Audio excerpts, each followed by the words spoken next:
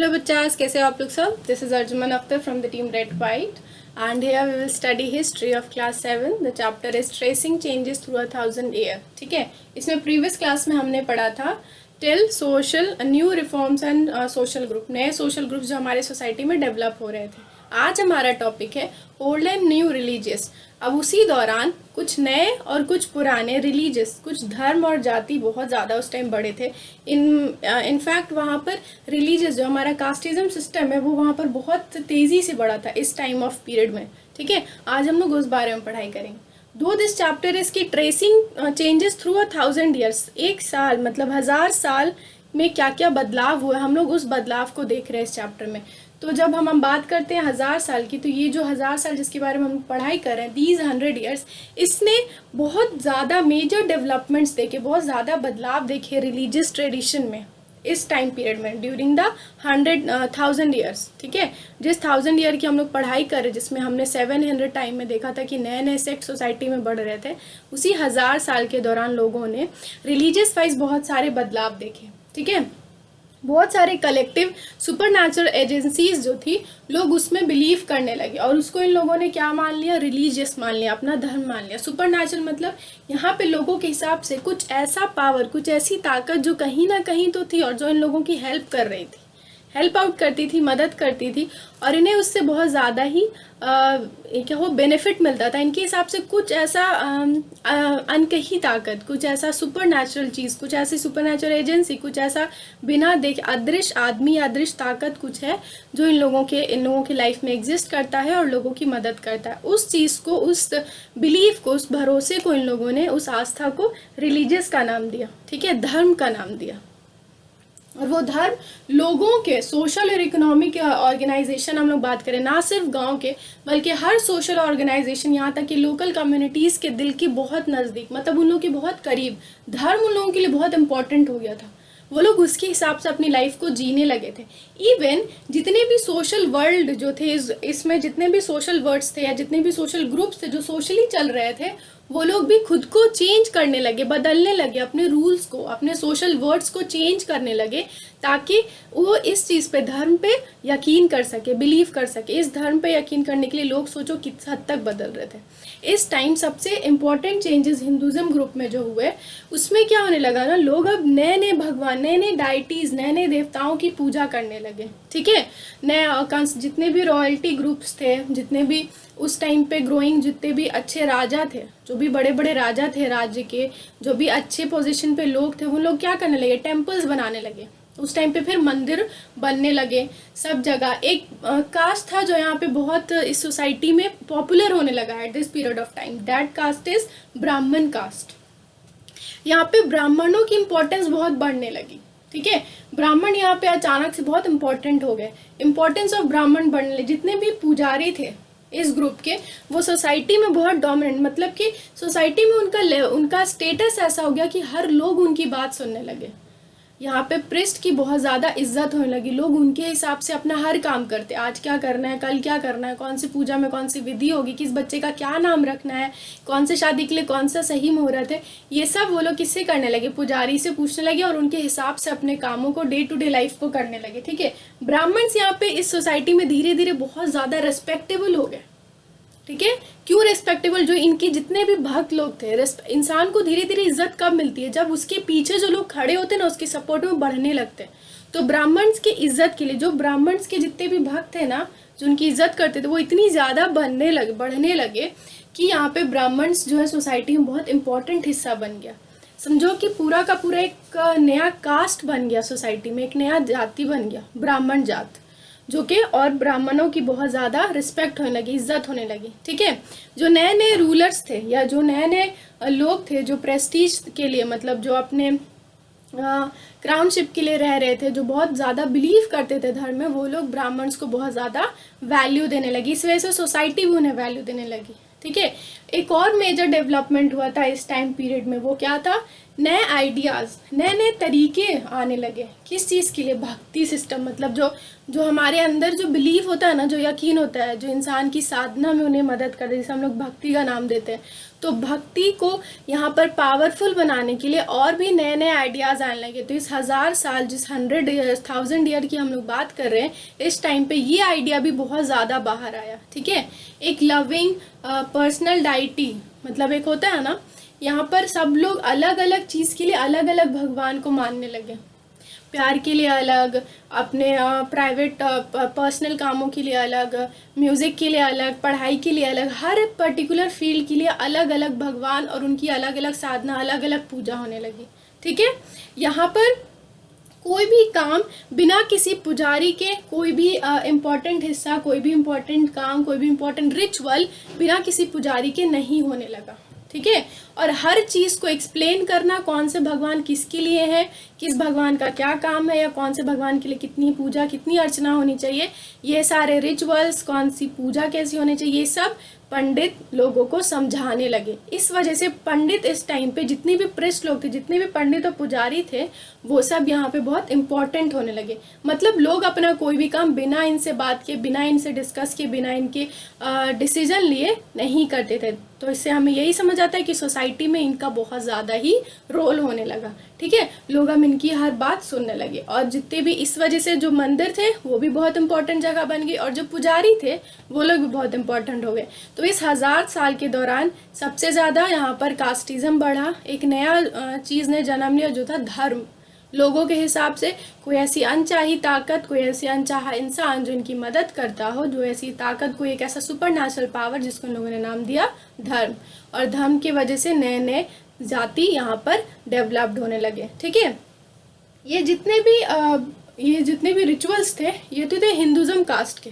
अब एक नया रिलीजियस भी फॉर्म हुआ था इस कॉन्टिनेंट में, या यहाँ के और भी सब कॉन्टिनेंट्स में, सिर्फ एक जगह पे नहीं, कई सब अदर सब कॉन्टिनेंट्स में भी, दैट इज इस्लाम। ठीक है, एक नया रिलीजियस फॉर्म हुआ था। उस नया रिलीजियस का, जैसे अभी हमने हिंदुज़म पढ़ा, वैसे अब हम लोग इस्लाम के बारे में पढ़ेंगे। इस्लाम, ठीक है, इस्लाम आने लगा। जितने भी मर्चेंट्स थे, मर्चेंट्स, माइग्रेंट्स, जो एक जगह से दूसरी जगह जाते, जितने भी व्यापारी थे जो अपना काम करने के लिए जगह जगह जाते थे, वो सारे क्या करने लगे? सबसे पहले एक जगह के लोग, जिन्हें इस्लाम के बारे में पता था, जिन्हें इस्लाम के बारे में कुछ नॉलेज थी, वो दूसरी जगह जाते थे। जब वहाँ की जो नए कास्ट थे मुस्लिम्स, इस्लाम जो लोग फॉलो करते, तो उन्हें नहीं पता होता था, वो उन्हें बताने लगे, वो उन्हें पढ़ाने लगे। ठीक है, और वो कुरान, जिसे हम लोग कहते हैं ना in Islam, Quran is a holy book, एक पवित्र ग्रंथ है। जैसे कि हिंदुज़म में महाभारता होती है, महाभारत है, रामायण है, गीता, रामायण, पुराण है, उसी तरह इस्लाम में हॉली बुक क्या है? कुरान है। तो कुरान की जो टीचिंग है, कुछ ऐसे टीचिंग्स होते हैं, हर ग्रंथ में उसकी कुछ सीख होती है। तो जो कुरान की टीचिंग थी, वो लोग, ये जो बाहर से आते थे नए नए साहूकार लोग, या जो एक जगह से दूसरी जगह माइग्रेट होते थे लोगों को जानने के लिए, वो लोग अपने साथ कुरान की टीचिंग लाने लगे और लोगों को उस बारे में एजुकेट करने लगे। ठीक है, इंडिया में। और ये किस सेंचुरी की बात है बच्चों? 7th सेंचुरी में ये चीज़ बहुत ज़्यादा होने लगी। ठीक है, बहुत से ऐसे रूलर्स जो कि इस्लाम को मानते थे, और जो औलिमा को मानते थे। औलिमा क्या होते हैं? औलिमा हम कह सकते हैं, जैसे कि हाँ, हिंदुज़म में प्रेस्ट होते हैं ना, पुजारीज लोग होते हैं, जो कि ग्रंथ और गीता के बारे में सब कुछ जानते हैं, और उस बारे में हमें बताते हैं कि कैसे कैसे क्या क्या करना है। वैसे ही औलिमा क्या होते हैं? स्कॉलर्स होते हैं। वो इस्लाम की टीचिंग, कुरान और हदीस के बारे में सब कुछ जानते हैं। वो हमें बताते हैं क्या सही है, क्या गलत है। अगर कोई इंसान गलत बात सोच रहा है, या गलत डिसीजन, या उसे पता नहीं कि उसे आगे क्या करना है अपने लाइफ में, या कुछ ऐसा उसने गलत काम कर दिया, तो वो औलिमा के पास जाता है, वो उनसे बात करता है, तो वो उनकी काउंसलिंग करते हैं, उन्हें समझाते हैं कि उनके लिए क्या अच्छा है, क्या बुरा है, क्या नहीं है। तो इस तरह की टीचिंग, इस तरह का सेक्ट उस टाइम पीरियड में बढ़ने लगा।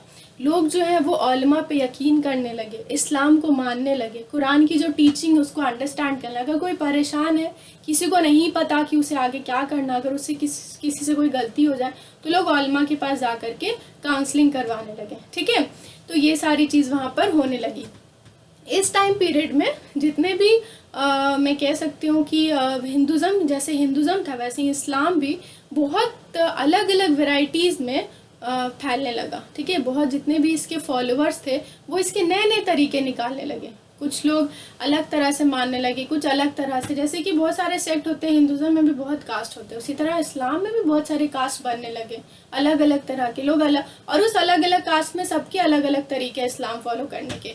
उसी दौरान एक नया कास्ट हुआ, डेवलप हुआ उस टाइम पीरियड पे, जिसे हम लोग शिया मुस्लिम कहते हैं, ठीक है, जो आप लोगों की बुक में गिवन है, दैट इज शिया मुस्लिम। वो अलग क्यों है? क्योंकि उनका ये मानना है, उनका क्या बिलीव था कि जो हमारे प्रॉफिट है, जो हमारे हुजूर है, ठीक है, उनके सन इन लॉ, मतलब कि उनके सन इन लॉ का मतलब होता है दामाद, उनके दामाद मतलब उनकी डॉटर के हस्बैंड है। उनकी डॉटर के हस्बैंड कौन थे? हुजूर अली। यहाँ पर सन इन लॉ अली, यहाँ पर ALI अली, जिनका नाम है अली, उनके बारे में बताया गया है कि जो शिया मुस्लिम वो ये बिलीव करते थे कि जो हमारे प्रॉफिट है हुजूर सल्लल्लाहु अलैहि वसल्लम, उनकी बेटी के जो दामाद है वो है हज़रत अली, ठीक है। और उनकी टीचिंग, हज़रत अली कौन है? उनके लीगलाइज्ड, मतलब उनके ऑथराइज्ड लीडर है मुस्लिम कम्युनिटी के, और लोग इसलिए उनकी बातें मानते थे, जो वो कहते थे वो सुनते थे और उनके हिसाब से अपनी लाइफ को जीते थे। क्यों? क्योंकि उनके हिसाब से हज़रत अली किनके बेटे, किनके दामाद थे?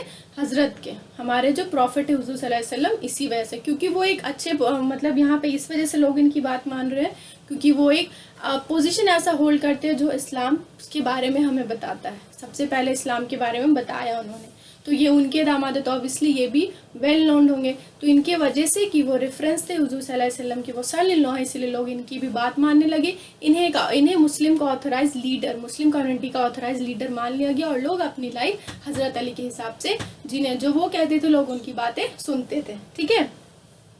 और यहाँ पर जितने भी मुस्लिम कम्युनिटी थे, जो सुन्नी मुस्लिम थे, जिन्होंने एक्सेप्ट किया था अर्ली लीडर्स, जितने भी खलीफाज होते थे, जो पहले ज़माने के जितने लीडर्स होते थे उन्हें खलीफाज कहा जाता है, उनकी बातें सुनने लगे, उन्हें उनके हिसाब से लोग उन्हें लीड करने लगे। जब जैसे ग्रुप ऑफ पीपल है, बहुत सारा, एक बहुत बड़ा एक छोटा सा राज्य है, उसका एक किंग है, उसे बहुत सारी नॉलेज, उसे अथॉरिटी, उसे पावर दी गई, तो उसे खलीफा का नाम दिया गया, ठीक है। और उनके हिसाब से लोग उनकी बात सुनने लगे, जो वो कहते थे उस हिसाब से अपनी लाइफ जीना, क्योंकि उन्हें अभी कुरान के बारे में कुछ पता नहीं था, और कुरान की टीचिंग उनके पास जो लाते थे, जो उन्हें सिखाते थे, वो उनकी बातें सुनते थे और मानते थे, ठीक है। या वो खलीफास की बात मानते थे, या फिर अगर एक खलीफा अगर है at that period of time और वो मर गया, तो उनका जो सक्सेसर है, ठीक है, उनकी बातें सुनते थे। ऐसे ही करते करते जनरेशन, सेंचुरीज आगे बढ़ती गई, और लोग इसी तरह इस्लाम फॉलो करते गए, इस्लाम आगे बढ़ता गया, ठीक है। यहाँ पे बहुत ज़्यादा अलग अलग इम्पॉर्टेंट डिफरेंस है वेरियस हर जगह लॉ पे। इस्लाम के बहुत ज़्यादा कायदे कानून भी हैं, इस्लाम में बहुत तरह के रूल्स हैं, कुछ प्रिंसिपल्स हैं जो हर कोई नहीं बताता। तो बहुत सारे जो स्कूल्स एट दैट पीरियड, मतलब वो जो 1000 साल के दौरान जितने भी स्कूल्स बने उस टाइम पे, जिसे लोग नाम देते हैं ना, मदरसा के नाम से जानते हैं, वहाँ पर क्या सिखाया गया कि हमारे इस्लाम की लॉज क्या क्या है, हमारे इस्लाम के रूल्स क्या हैं, लॉज क्या है, वहाँ पे सिखाए जाने लगे, ठीक है।